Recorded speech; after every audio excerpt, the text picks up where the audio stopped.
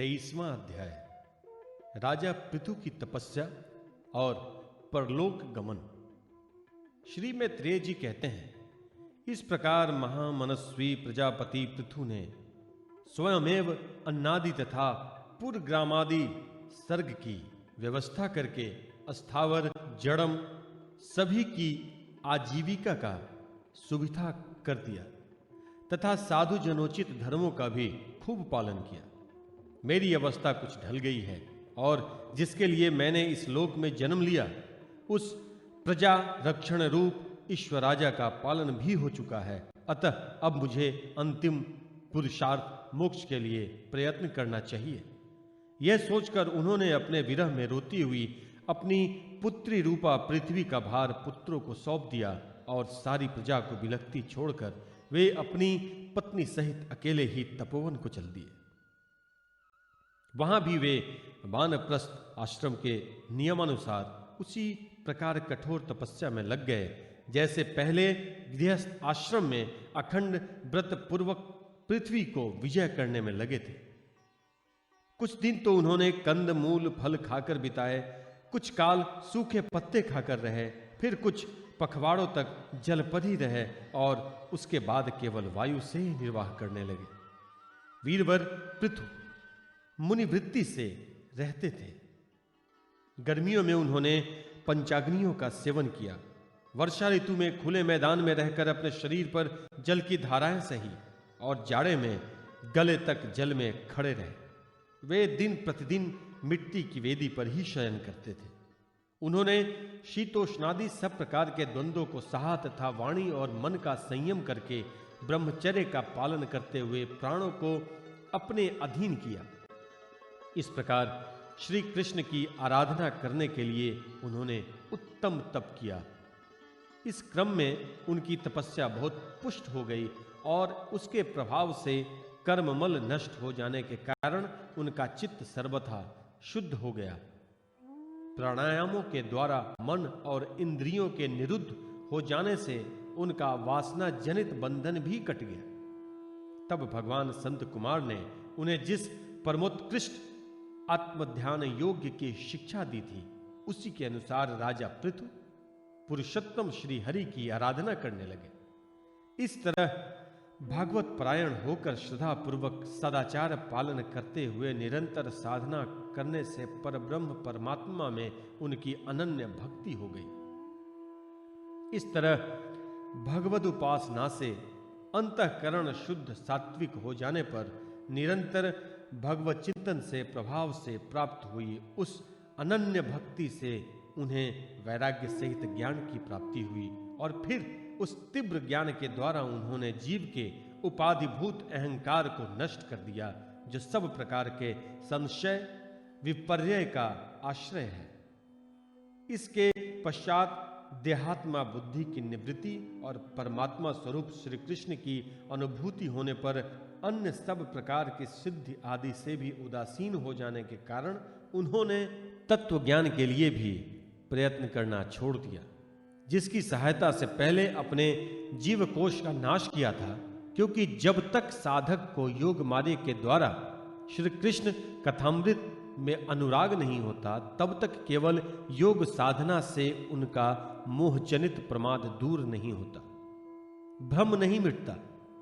फिर जब अंतकाल उपस्थित हुआ तो वीरवर पृथु ने अपने चित्त को दृढ़ता पूर्वक परमात्मा में स्थिर कर ब्रह्म भाव में स्थित हो अपना शरीर त्याग दिया। उन्होंने एड़ी से गुदा के द्वार को रोककर प्राणवायु को धीरे धीरे मूलाधार से ऊपर की ओर उठाते हुए उसे क्रमशः नाभि, हृदय, वक्षस्थल, कंठ और मस्तक में स्थित किया। फिर उसे और ऊपर की ओर ले जाते हुए क्रमशः ब्रह्मरंध्र में स्थिर किया। अब उन्हें किसी प्रकार के सांसारिक भोगों की लालसा नहीं रही। फिर यथास्थान विभाग करके प्राणवायु को समष्टि वायु में, पार्थिव शरीर को पृथ्वी में और शरीर के तेज को समष्टि तेज में लीन कर दिया। हृदयाकाशादि देहावचिन्न आकाश को महाकाश में और शरीरगत रुधिरदि जलीय अंश को समष्टि जल में लीन किया। इसी प्रकार फिर पृथ्वी को जल में, जल को तेज में, तेज को वायु में और वायु को आकाश में लीन किया। तदंतर मन को सविकल्प ज्ञान में जिसके अधीन वह रहता है, उस इंद्रियों में, इंद्रियों को उनके कारण रूप तंत्र मात्राओं में और सूक्ष्म भूतों तंत्र मात्राओं के कारण अहंकार के द्वारा आकाश, इंद्रिय और तंत्र मात्राओं को उसी अहंकार में लीन कर अहंकार को महत्व में लीन किया। फिर संपूर्ण गुणों की अभिव्यक्ति करने वाले उस महत्व को मायोपाधिक जीव में स्थिर किया। तदंतर उस महारूप जीव को, उपाधि को भी उन्होंने ज्ञान और वैराग्य से प्रभाव से अपने शुद्ध ब्रह्म स्वरूप में स्थित होकर त्याग दिया। महाराज पृथु की पत्नी महारानी अर्ची भी उनके साथ वन को गई थी। वे बड़ी सुकुमारी थी, पैरों से भूमि का स्पर्श करने योग्य भी नहीं थी। फिर भी उन्होंने अपने स्वामी के व्रत और नियमादि का पालन करते हुए उनकी खूब सेवा की और मुनिवृत्त के अनुसार कंद मूल आदि से निर्वाह किया। इससे यद्यपि वे बहुत दुर्बल हो गई थी, तो भी प्रियतम के कर स्पर्श से सम्मानित होकर उसी में आनंद मनाने के कारण उन्हें किसी प्रकार कष्ट नहीं होता था। अब पृथ्वी के स्वामी और अपने प्रियतम महाराज पृथु के देह को जीवन के चेतना आदि सभी धर्मों से रहित देखकर सती ने कुछ देर विलाप किया। फिर पर्वत के ऊपर चिता बनाकर उसे उस चिता पर रख दिया। इसके बाद उस समय के सारे कृत्य कर नदी के जल में स्नान किया, अपने परम पराक्रमी पति को जलाग्नि दे आकाश स्थित देवताओं की वंदना की तथा 3 बार चिता की परिक्रमा कर पतिदेव के चरणों का ध्यान करती हुई अग्नि में प्रवेश कर गई। परम साध्वी अर्ची को इस प्रकार अपने पति वीरवर पृथु का अनुगमन करते देख सहस्त्रों वरदायिनी देवियों ने अपने अपने पतियों के साथ उनकी स्तुति की। वहां देवताओं के बाजे बजने लगे। उस समय उस मंदराचल के शिखर पर वे देवांगनाएं पुष्पों की वर्षा करती हुई आपस में इस प्रकार कहने लगी। देवियों ने कहा, अहो, यह स्त्री धन्य है। इसने अपने पति राजराजेश्वर पृथु की मन वाणी शरीर से ठीक उसी प्रकार सेवा की है जैसे श्री लक्ष्मी जी यज्ञेश्वर भगवान विष्णु की करती हैं।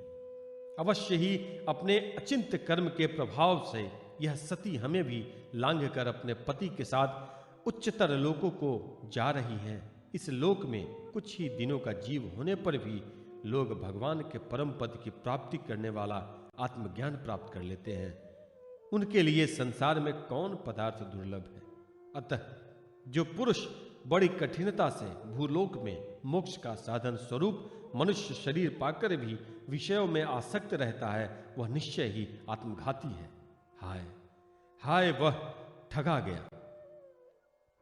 श्री मैत्रेय जी कहते हैं, विदुर जी, जिस समय देवांगनाएं इस प्रकार स्तुति कर रही थी, भगवान के जिस परम धाम को आत्मज्ञानियों में श्रेष्ठ भगवत प्राण महाराज पृथु गए, महाराजी अर्ची भी उसी पतिलोक को गई। परम भागवत पृथु जी ऐसे ही प्रभावशाली थे। उनके चरित्र बड़े उदार, मैंने तुम्हारे सामने उनका वर्णन किया। जो पुरुष इस परम पवित्र चरित्र को श्रद्धापूर्वक निष्काम भाव से एकाग्रचित्तता से पढ़ता है, सुनता है अथवा सुनाता है, वह भी महाराज पृथु के पद भगवान के परम धाम को प्राप्त होता है।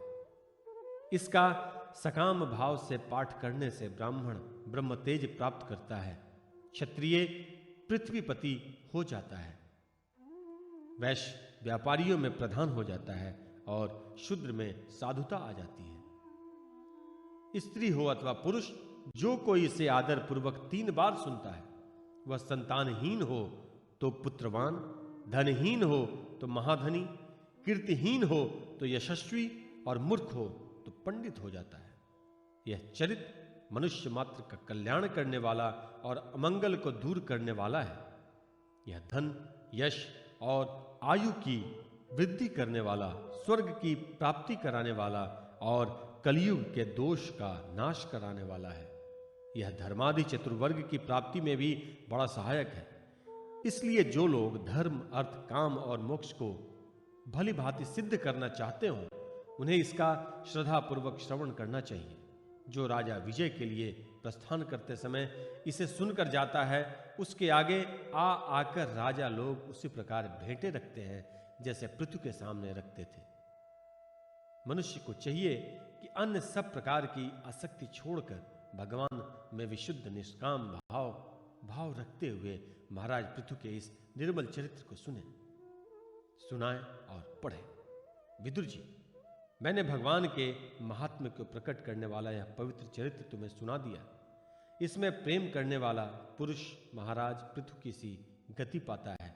जो पुरुष इस पृथु चरित्र का प्रतिदिन आनंद पूर्वक निष्काम भाव से श्रवण और कीर्तन करता है, उसका, जिसके चरण संसार सागर को पार करने के लिए नौका के समान है, उन श्री हरि में सुदृढ़ अनुराग हो जाता है।